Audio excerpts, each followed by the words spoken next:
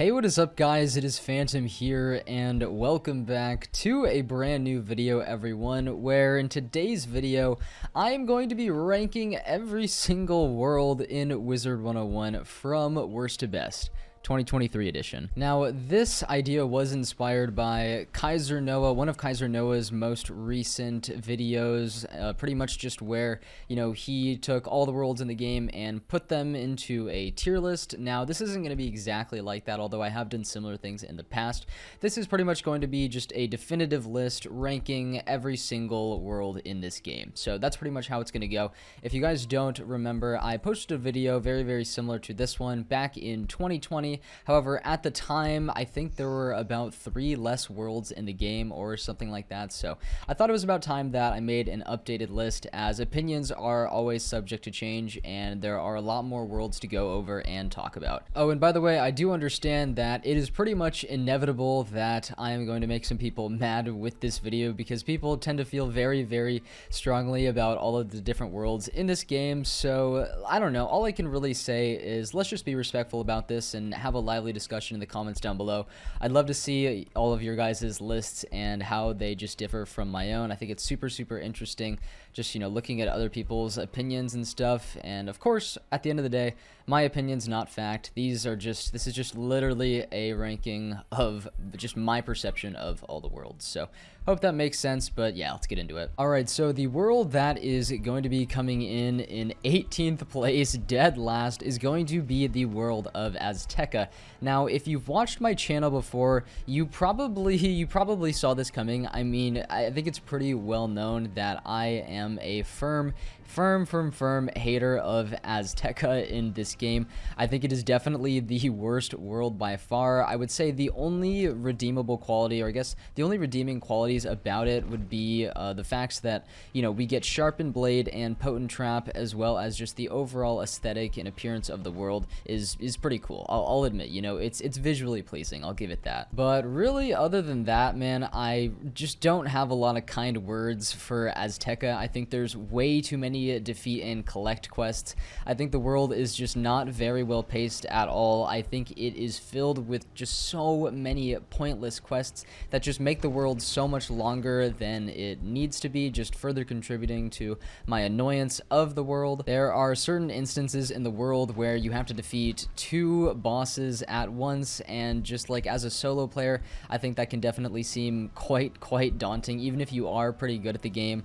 There are also other bosses that have masteries of other schools, and those masteries are not specifically stated, which I just think is super stupid and absolutely is just horrible for no reason. They just designed some of the bosses that way, and I absolutely hate that. I really don't think the storyline is good enough to really make up for any of this. Belloc makes his grand return, Malistaire comes back, and I just don't think they did it in a very, very good way. I'm not sure if he really ever needed to come back. Of course, they kind of did fix his storyline with Darkmoor a little bit, but I don't know, man. I'm not a big fan. I'm not a big fan of all of what they got going on here in Azteca, and I feel like I've made that point pretty clear. So I'm just gonna go ahead and move on. You guys know how I feel about this world. It's all right. So I know for a fact I am going to piss off some people with this ranking, because kind of similar to Azteca, Celestia has this really, really weird cult following in the community that I just really don't think it deserves it. I really don't think this is a good world at all. I think it is one of the ugliest, most unenjoyable, just horribly paced, worst storyline worlds out there, and I don't think my opinion on that is ever really going to change unless they just revamp all of the quests to Celestia, but that's never going to happen. But yeah, this has never been my world. One of the main tasks that you come to undertake in the world of Celestia is just reinstalling some of the core pieces of this grand astrolabe, which I don't even know why we're doing it. I just don't really care. I just don't think that it's just a very compelling part of the storyline. The world itself also doesn't really have a clear villain until the very, very end of the world, when just Morganth shows up all of a sudden in the Solarium. It just makes like absolutely no sense, just the way that they did it. And you can even argue at that point Morganth isn't really the clear villain of the world, because we don't really even know who she is yet. She kind of just shows up randomly as kind of just it's just like, hey, I don't know, she's here, this person's probably bad, maybe we should learn more about them, maybe they might be up to something. It just doesn't really work for me. Something about Celestia, man, like almost the entire world just seems pretty purposeless, and I'm just not a big fan of that fact. I think the whole sci-fi engineering alien aesthetic could definitely work if I just didn't think the world looked so cheap. I mean, you can tell that these are not updated textures. It's painfully obvious in the world of Celestia, and I've just never liked the look of the world because of that. Just other notable things, though, some good things about Celestia, because I feel like I should include some in here real quick. I think the music absolutely bangs. I think it's really, really cool, but I could also say that about a lot of worlds. And we unlock Astral Magic, and you know what? Astral Magic, it's pretty nice. It's a cool feature in the game. Becomes a lot more important later on, so I gotta give that to Celestia. But anyways, I've been talking about this world for way too long. Let's move on. Oh man, it pains me to do this, guys. It really pains me to do this, but coming in at the 16th spot is going to be the world of Krakatopia. Now, this very much hurts me because there is definitely a part of me that will always love this world just because of the nostalgia that I have for it. It's the second. I just realized I have a quest to talk to William there. That's pretty funny, but it's the second world that you just ever enter into the game, but just objectively speaking, it's really not the best world. The world is extremely ugly, and as Kaiser Noah put it, it literally has all of the old textures of Wizard City just on a bunch of sand, and it just really doesn't work for me. I feel like there's also an argument to be made that a lot of these like main areas, like the Pyramid of Fire, right, the Crocus Sphinx and the Tomb of Storms, they all kind of just have like the same design, just with a couple different like colors mixed in there. You got the red, the blue, and then of course the purple and green or whatever. But it's just, oh hey, they added teleporters here. I think they did that a while ago, but that's nice that they did that. But yeah, it's just not the best looking world. Also, I think it's fine to quest through. I think the world itself, it's not that difficult. It's not that long of a world. I actually do kind of look forward to questing through it whenever I am on a new character, but there's just really nothing about it that really shines. There's really nothing about it that really speaks to me. I don't think the storyline's very good. I don't think it pays very good homage to Malister's character. I've said this in previous ranking videos, but I feel like if we actually kind of saw Malister in the world, and if it painted like a better picture, kind of a better picture of what he was doing here, it would make the world feel a lot more purposeful. But he never appears, and we're pretty much just tracking down the Croconomicon the entire time, and we just don't even get it in the end, and we're just like, well, that kind of sucks. At least, I don't know, at least we got to meet some Crocs though. The world does have a couple notable characters that I have really come to enjoy in all of my years of questing, such as Alhazarid, Kayamate the Great, as well as Shalak the Wise. I think there's definitely a couple gems here. But overall, I just don't think this world is ever going to be one of the better ones in this game, and yeah, that's just my definitive opinion. Anyways, let's move on. Now, I know for a fact I am definitely going to get some hate for this one, and I totally understand that. I know a lot of people like the world of Zafaria, and I think that is totally justifiable, okay? Because at this point in the list, we're kind of getting to all of the worlds that I actually like more than dislike, and you guys are probably wondering, Phantom, but we're only at like the number 15th world, right, in this list. Like, how? Yeah, I know, I legitimately like all of the rest of these worlds in this game, like, quite a bit, honestly. Like Zafaria, it's got some great things about it. I think the African aesthetic is super cool. I think it has really great music. But when I was taking a look at Zafaria in just relation to all of the other worlds, I found that I really did enjoy it significantly less than all of the rest.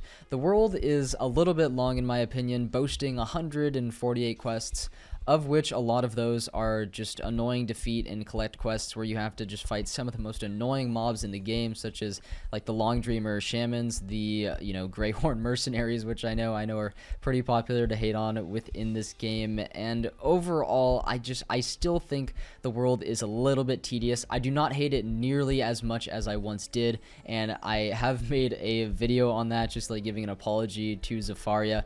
but when I compare it to all the rest of the worlds, I still did not have that much fun playing it, and I understand this is going to be a bit of an unpopular opinion, but it's just how I feel. I'm really not a huge fan of the story of Zafaria either. Basically, why we come here in the first place is just to rescue some, missing students that were lost on some sort of exchange student program between Wizard City and Zafaria, or it's something along those lines, and just shit happens. We were warned at the beginning of this world that we could definitely run into Morganth, as this was, once one of her home worlds, and we do end up doing that and end up uncovering a little bit more about her.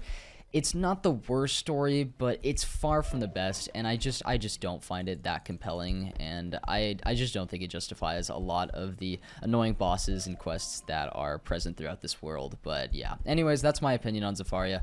Let's go ahead and move on to the next world. Alright, so coming up next is the world of Mushu. Now, it really disappoints me to put this world so low on the list. However, I do think that it does deserve this spot right here, because let's be honest, guys, I mean, the world is hilariously outdated. There's just so many memes that I see on like the Wizard101 subreddit and stuff of just like the Mushu grass and just the sky being just like way too bright and overall just not very high quality at all whatsoever. And as the game's gotten older and older, I feel like this becomes just a bigger and bigger problem, right? I think this world is desperately in need of a graphics revamp. I think it pales in comparison absolutely to Pirates Mushu, and honestly, if Pirates Mushu didn't exist, I probably would like this world quite a bit more, but it is definitely hands down very deserving of the number 14th spot on this list. I'm sorry, there is a lot to like about Mushu. I still do like the world quite a bit. I think it's not too difficult. I think it is pretty enjoyable to quest through. I always have a good time whenever I'm questing throughout Mushu. I have always been a fan of the storyline, even though there's nothing like overly complex about it, right? Because I mean, obviously this was one of the first worlds that was ever created for this game, but I still do think it is a cool, neat little storyline. We are basically on a journey to save the Emperor of Mushu's life from the curse that Malister, put on him. Oh, hey, wait, is that that's a cantrip chest. Okay, that's cool. Anyways, but yeah, we're basically on a journey to save his life, right? And we have to collect like a certain amount of items. We need like his sword, we need some like purified water, and then we need the fruit of life, obviously from the tree of life. We need to collect those items in order to, purify the Emperor once again and prevent him from dying. I do think it's a pretty cool storyline. I think it is enjoyable, but there is just so much about Mushu that just, man, I just feel like it could have been done better. Really like the Japanese and Chinese like aesthetics and how they combine and all of that. But the fact that Pirate Mushu exists, that's just going to bring this world down. It's going to bring this world down quite a bit. I can't lie. Anyways, let's move on. Coming in at the number 13 spot is going to be the world of Dragonspire. This is another one that pains me quite a bit. Because I love Dragonspire. I think it is a seriously cool world. I think it has an incredible story as well as backstory. I think it is a fitting end to the first arc, and I think it wraps up Malister's own villain arc very nicely. Sorry, I just gotta get this ore right here. But yeah, I think it wraps up Malister's villain arc very nicely. It was just such a great, beautiful conclusion, and I think they honestly could have ended his character arc here, and he still would have gone down as one of the greatest villains in Wizard101 history, if not the greatest villain, honestly. There's just so much good here, but there's also quite a bit of bad that I definitely can't ignore. First of all, the world is like some people might find its aesthetic pretty dope, but oh man, it's similar to Mushu, right? You can tell it is very outdated, and the graphics seriously suffer for it. This is another one of those worlds that is badly in need of a graphics revamp, and it definitely deteriorates your experience of the world. I cannot deny that. Also, at certain points, Dragonspire can be extremely tedious to quest through, even though it's not that long of a world. I think it's actually one of the shorter ones in the game. there's definitely some points such as like the Crystal Grove and like the Forum and all of that stuff where it's just not the most fun to quest through and play, and it can definitely be demotivating sometimes, at least in my opinion. Not to mention there's also very prevalent use of weakness and tower shield throughout the world, so yeah, that's definitely annoyed me back in the day, and I'm sure it definitely annoys a lot of you as well. So even though I like Dragonspire and I do think that it is a pretty underrated world, like I definitely don't think it deserves to be at the bottom of, you know, people's lists at all whatsoever. I understand the hate, you know, I understand why a lot of people don't like it. So yeah, anyways, that's gonna be it for Dragonspire though. Let us go ahead and move on. But that Drake ride though. Next up is Wizard City, everybody. This one's rough. This one hurts quite a bit, but I have my reasons, okay? Some of you might already be trying to flame me in the comments for this, but just hear me out, okay? I used to be an avid Wizard City lover, right? And you're like, Phantom, what possibly could have happened for, you know, this to take the, what was it? Yeah, the number 12 place. You know, what could have possibly happened to Wizard City to have it deserve the number 12 place on this list? Let me just, okay. First time user experience. All right, first time user experience. Basically, what happened a couple years ago is they changed pretty much every single quest in Wizard City to just be more like user friendly, you know, towards new players and stuff like that. And just the new quests, in my opinion, are just so much worse. They're just so much worse, and they take away so much of what makes Wizard City actually magical, okay? Like the world itself is still very beautiful, right? The graphics look incredible because of like the whole revamp and stuff. The world looks incredible.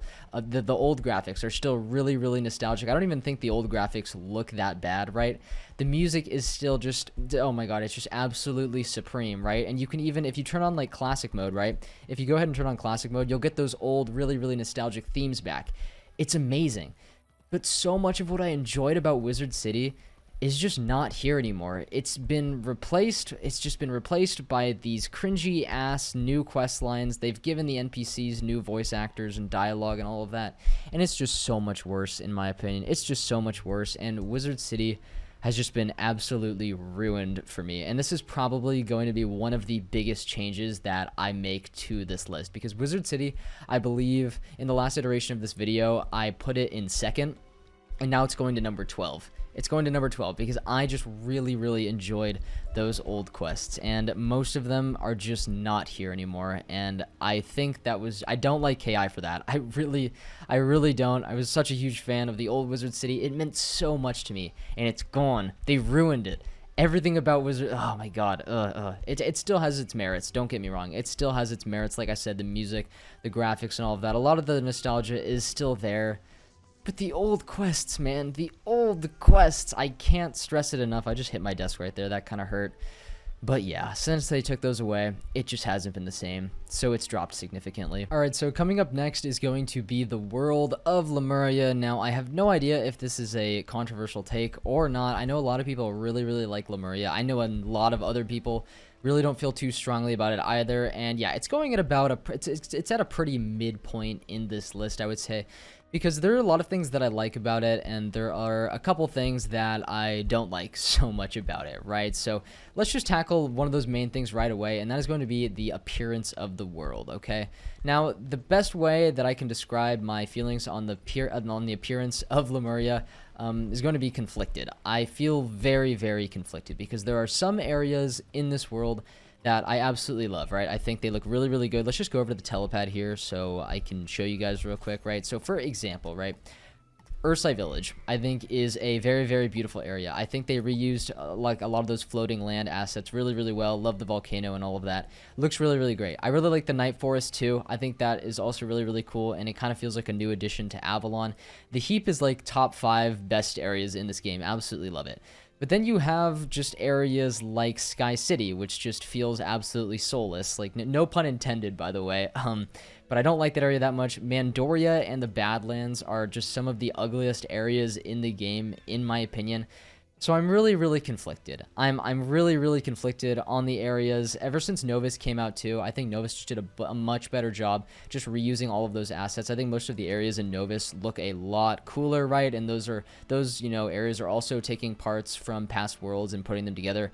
And I just think the KI did it better with that world, honestly. Like, or Lemuria just kind of seems more like a cut and paste, and so it just feels a little bit cheaper to me. And then as for the story of Lemuria, I think it's pretty solid overall. I like how we, find out more about the Old One's plans and all of that stuff, and why he created Lemuria in the first place. I also like the whole theme of vanity throughout the world, and how it ties into the final battle as well, making the heroes of Lemuria pretty much some of the biggest hypocrites in the entire spiral. And also, yeah, the heroes of Lemuria, great characters, overall too. I think they're a great addition to the world. There's some of them that I don't like so much, such as, what are you guys doing? Jesus. There's some of the characters though that I don't like, so much, such as like Duck Savage and stuff. But there's also some really cool and funny characters as well, like Stallion Quartermain and Buck Gordon. So I would say overall I do like them.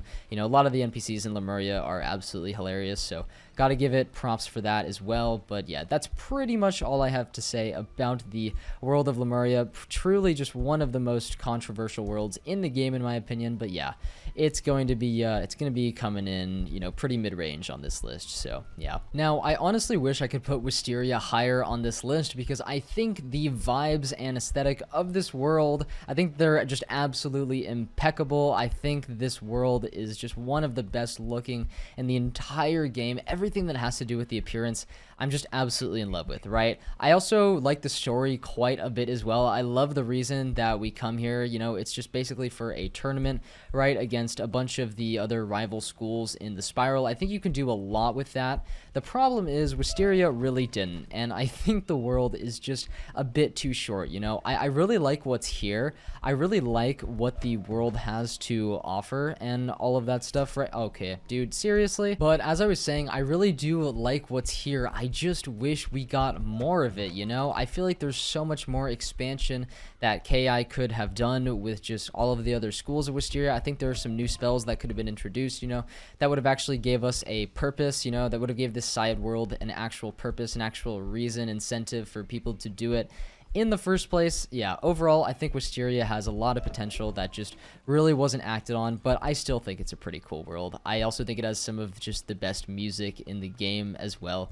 And yeah, like I said, just vibes are absolutely impeccable here, so that is why it is coming in at the number 10 spot on this list. Alrighty, so coming up next is going to be the world of Mirage, another criminally underrated world. I enjoyed this world quite a bit. I don't know about you guys, but I really do think it is underrated and definitely does not get the attention that it deserves. Mirage is a gorgeous world, honestly. I love the desert / like Persian aesthetic that it's got there. I guess we're going to the Ruba Waste, so that's kind of cool. But yeah, absolutely love the desert aesthetic, right? Mirage definitely has some of the best characters in the game, with just, people like Ozymandias, people like Snake Pillskin or Pliskin or whatever. I don't exactly remember his name, but you guys know what I'm talking about, the Snake Eyes guy, right?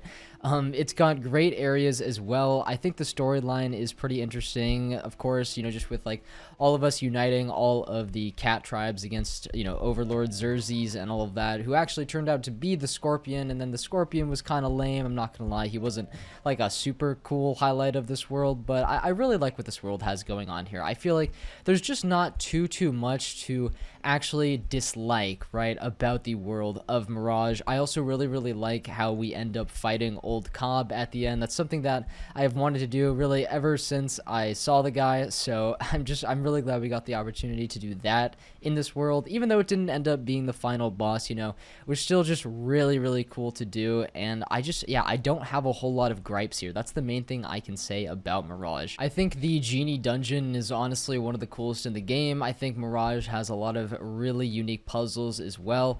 I also like how there's just like passive dialogue going on between like a lot of the characters in Mirage. This is really the only world that just utilizes that really effectively. I know like Wizard City has a couple NPCs that just kind of have that passive dialogue, but this is the world that really capitalizes on it, and it just overall makes the world feel just so much more lively than it honestly needs to be. But yeah, overall, I really enjoy it. I think it's a great world. Anyways, let's move on. Next up, we have the world of Imperia, a very solid world indeed. I think think really just the standout parts of this world are probably going to be its very, very just amazing storyline, just how it goes super in depth between Raven and Spire and all of that, and their conflict, which is just like basically lasted for millennia, right? I think it does all of that stuff just super well. Also, Imperia definitely has some of the best areas in the game, in my opinion. Actually, I'm gonna go back to Aerial Shore here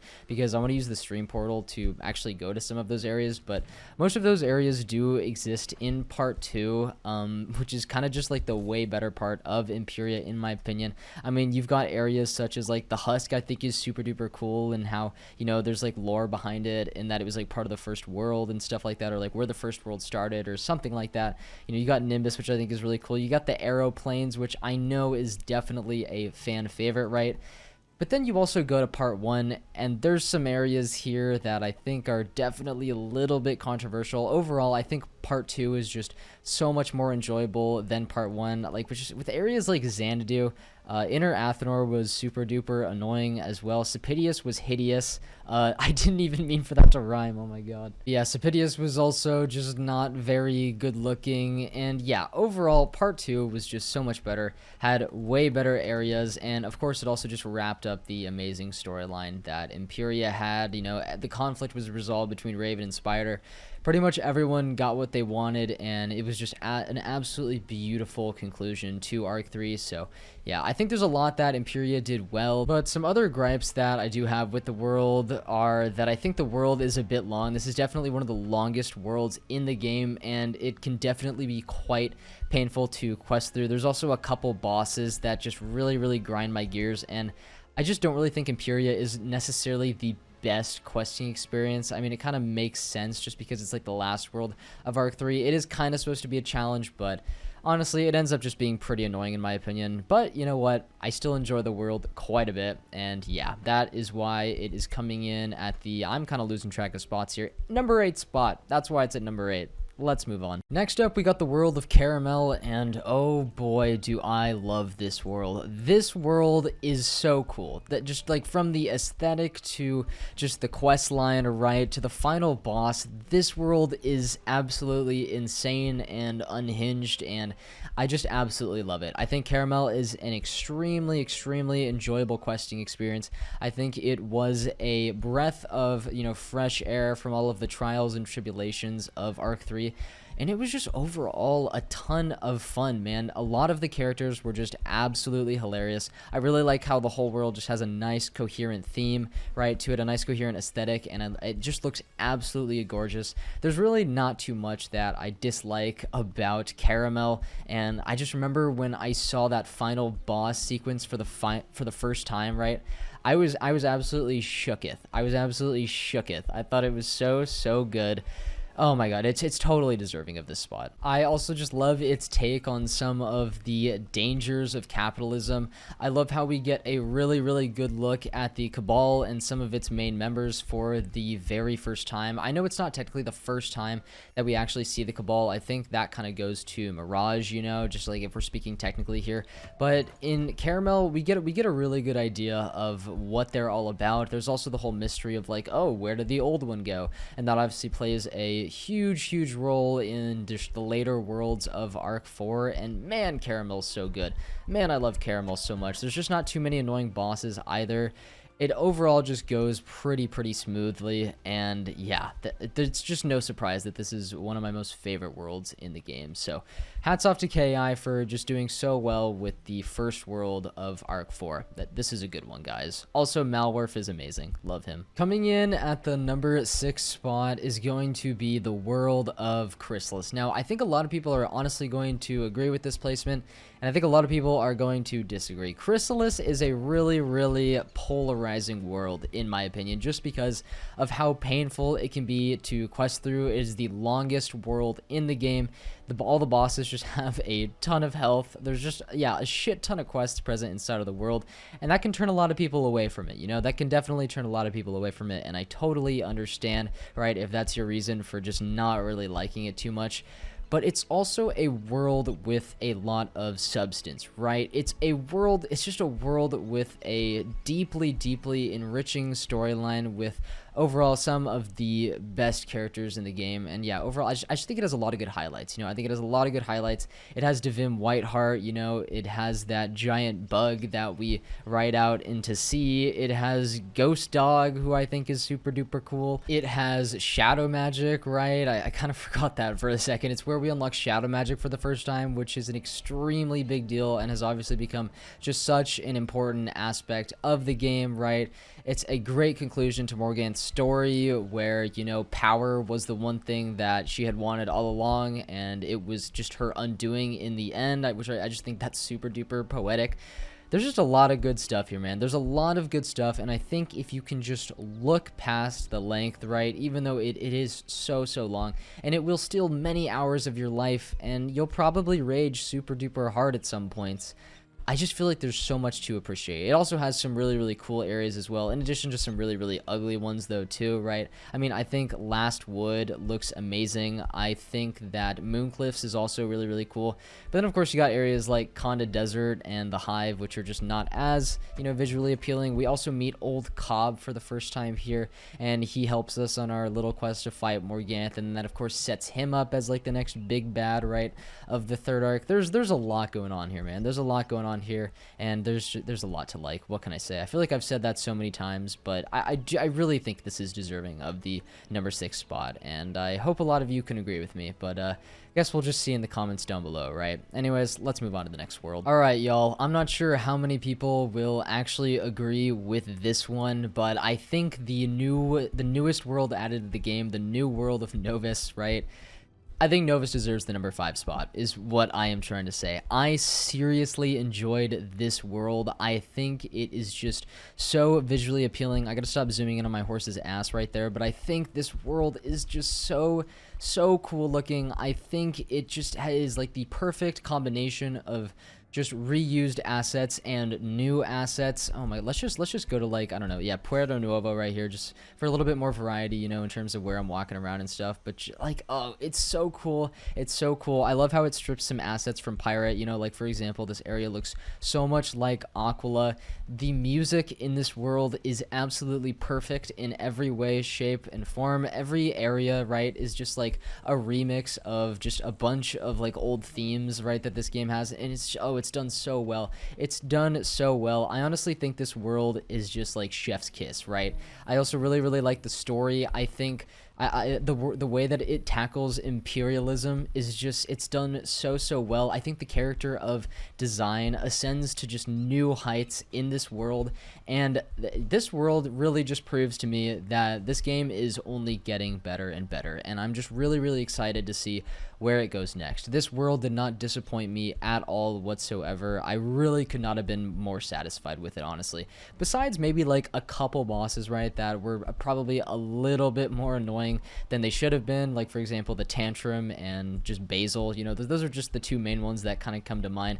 Just a little bit too annoying of bosses, but it just doesn't really, I don't know, put a damper on my experience that much. And yeah, overall, I just really enjoyed questing throughout this world. I think it also has just the proper amount of difficulty as well. Oh, and I love it. It's so good. It's so good, and that's why it's top 5. I'm really proud of KI for this one, man. Love Novus. Besides the gear farming, please, just for the love of God, fix that. It takes way too long. It is absolutely crazy to think that Marley Bone was just released so long ago, and it still retains its place as one of my most favorite worlds in the game. I have always dug Marley Bone so much, just from the aesthetic to the music, to the storyline. I think this world is just so good, and it has just a vibe that really cannot be replicated by any other world in this game. It is seriously awesome. I think Meowiarty as a villain is super cool. The rooftop chase sequence is just it's so great. I think it was seriously ahead of its time. I love the fact that he was also just working with Malister just once again the whole time. I think that just kind of amps him up as a threat a little bit, just at least in my head. It works is what I'm trying to say. Marley Bone's characters too, love the character of Baxter, Sherlock Bones, and Watson, obviously just some highlights as well. The only gripe I would say about the world is it kind of does look the same pretty much everywhere you go, and just it has a very, very almost too consistent, you know, theme slash aesthetic about it. But honestly, I think it does look pretty good. The world itself is also not too difficult. I think Marley Bone might actually be, no, it's not the shortest world in the game. I think that belongs to Wizard City, but it's definitely one of the shortest. It might be the second shortest. I'm not exactly sure, but yeah, it's a really great questing experience. Will not take you too long, and yeah, I honestly wish it was a little bit longer just because of how much I love it. But yeah, great things happen here. Oh, it's Marley Bone, man. It's Marley Bone. It's so nostalgic, and this music just never fails to just take me back, you know, take me back to just better times when I was a kid, right? Also, these balloon cars are absolutely dope, even if they have stuffed dogs inside of them. All right, so I'm pretty sure most people saw this one coming already, right? I mean, Avalon has got to be one of the most universally liked worlds in this game. At least that's kind of just what I've observed in the community and stuff. And oh my god, I mean, I'm part of that group, man. I'm really part of that group. What can I say? I am just an absolute slut for medieval stuff, and I gotta say, this world just definitely satisfies those urges, so to speak. It's so good, dude. The world is absolutely beautiful. I think the storyline is extremely creative, you know, just with us like trying to track down the Pendragon and everything like that. It's so mystical too, and I absolutely love that about the world. I really do just like everything medieval, dude. And this world, oh my god, it's so good, painfully good, so to speak. And there's also just a lot of really great moments too, like just us unsheathing, you know, the sword of kings from that rock, right? Getting our names like carved into stone, right? Just like in the Lady of the Lakes tower and all that stuff. Just, oh my god, it's so good. I don't really think there's one area in Avalon that I actually hate. I think it's just so enjoyable to quest through. I think it's a proper challenge as well, but like not too difficult to the point where it becomes tedious. I would say it's a pretty mid-range length world as well. Not too long. I just never get tired of it, you know. I've just noticed that I never really get tired of Avalon. I would say my only gripe with it, and I know Kaiser Noah would definitely agree with me as well, is that really, well, the whole point of Avalon, right, why we come here in the first place, is to get the Sword of Kings in order to defeat Morganth, right? Because Merle Ambrose is just like, yeah, man, you definitely need that shit if you wanna face her in direct combat or whatever.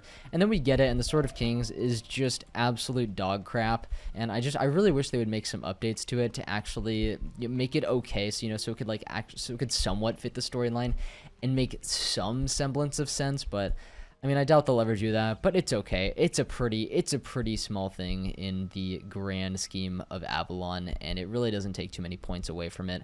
This world's so cool, has some of the coolest mobs in the game, coolest bosses too.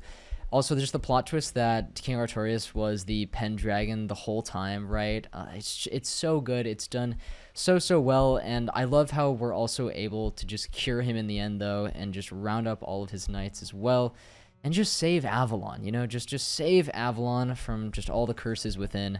It's really well done. Really great world right here. Anyways, we're moving on. Polaris, bro. How could I forget the world of Polaris? You guys knew this was coming up. You guys know I like this world so much, and I'm pretty sure a lot of you do too. And for good reason, because it's truly an epic world just through and through. I honestly wholeheartedly believe that this is the most brilliantly paced world in the game. It's definitely on the shorter side in terms of, you know, most worlds in this game, but it doesn't exactly feel short, but it also doesn't feel too long either. It's paced beautifully. It's paced beautifully, and you really just feel like you're doing something right throughout the entire world. It also has one of the coolest villains, in my opinion, in the game, with the villain of Rasputin.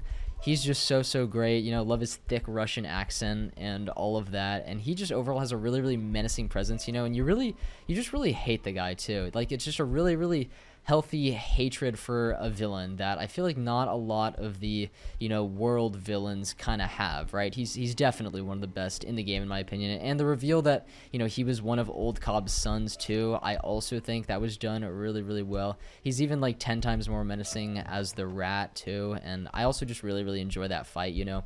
The world itself also gives just a shit ton of XP and it's not even that difficult, you know. I think there might be like a couple challenging fights, but they're really few and far between here. This world is just, it's so good. It looks really cool too, right, with the snowy theme and all of that, and the aurora borealis and all that shit. It's so epic. It's so epic. I love how we also get to go all the way up into the sky anchor as well, you know, climbing the jeweled slopes.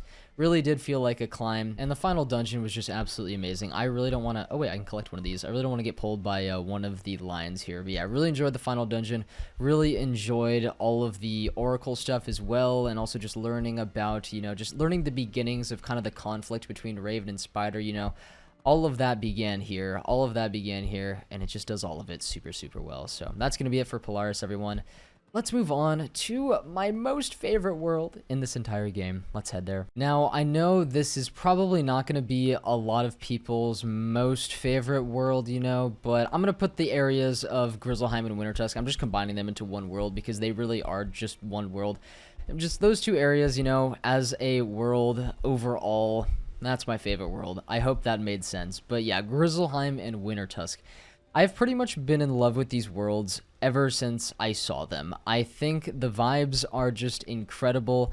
I love the wilderness / mountain theme that the world has going on. I think it might honestly have the best music in the game, but this is of course just my opinion, because obviously the music in this game is just amazing in, you know, most areas, but I really like it. I really enjoy the whole Coven plotline and how it just spans over two major areas. Of course, those areas being Grizzleheim and Wintertusk. I love how we have to, you know, help the king out to pretty much unite all of the tribes against the Coven, right? I love the whole Everwinter plot as well, and how it ties in with one of the, you know, major titans of the first world. It's so cool, and we get to meet all of his sons too, and just do tasks for them and all of that, and I think it's just a brilliant story. Grizzleheim also just has amazing characters as well. Just like every time, I don't know, you just like talk to the leader of just one of the major tribes, I don't know, man, it's like, oh, they're just so cool. There's so much about this world that is just so cool, and it feels so vast, you know. It feels so vast. It just feels so expansive. There's also the, I even forgot the Grendels too. Love the Grendels as well. The Jotun fight is definitely one of the hardest, if not the hardest, in the game for your level, right, if you do it at the proper level. I would say pretty much my only gripe is that Grizzleheim just doesn't really give any XP, which kind of shies a lot of people away from doing it. But I still really think you should, or at least give it a chance, because it really is just such an experience, and I don't know, man. I just feel good. I just feel good when I'm here, you know? Grizzleheim just feels like my roots. I don't really know why, but I've always been in love with it, right? And then when I did Wintertusk for the first time, I mean, that was pretty much just like Grizzleheim, but better, you know? I think we can all agree with that. And you get a lot of XP too. There's huge incentive there. You of course get new spells as well that, you know, some people they kind of need, you know, in both PvE and PvP. Oh man, there's a lot here, you know. There's a lot here. Grizzleheim lore runs deep as well. You've obviously got these paintings here in Nidavellir that just shows that, which by the way, Nidavellir, just, oh my god, one of the best areas in this game in my opinion, and just most mysterious too. They could also even expand upon this area as well, you know, just because there's like more doors here that haven't even been explored yet. At least I don't think they have been. I'm pretty sure you can't go in these, but yeah, you got like the 3 main dungeons up there. That's about it, but there's so many secrets here, you know? There's so many secrets, so much lore that just harkens back to the roots of the spiral, and yeah, I think it's super interesting. I think this world is just super interesting overall.